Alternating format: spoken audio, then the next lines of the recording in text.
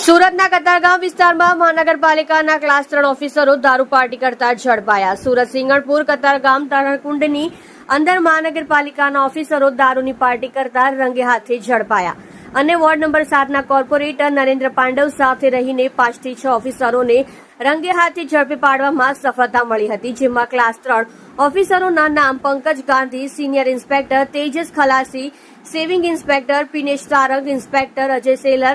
Inspector Sanjay Retiwala, contractor swimming કરવા આવેલા એક સભ્ય સાથે વોચમેન હતો। આ તમામ ક્લાસ 3 ઓફિસરો અને કતારગામ સભ્ય સ્વિમિંગ પુલના લોકો દ્વારા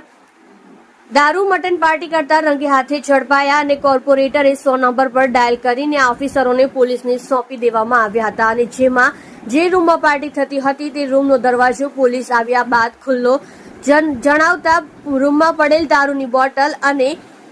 ગ્લાસ ત્યાંથી ગાયબ થઈ ગયા હતા, પણ બોટલને કોણે ગાયબ કરી ત્યાંના અધિકારીને પોલીસ દ્વારા પૂછપરછ કરવામાં આવે તો બોટલ કોણે ગાયબ કરી તે મળી શકે છે। સુરત મહાનગરપાલિકાના કમિશનર મેડમ શ્રી અને હાઉસિંગ વિભાગના કાર્યપાલક આવા અધિકારી ઉપર શું એક્શન લેશે તે જોવાનું રહ્યું। તમે જોઈ રહ્યા છો સત્યને સાથ આપનાર સત્ય સમ્રાટ ન્યૂઝ ચેનલ તંત્રી શ્રી નિલેશભાઈ પાટીલની સાથે।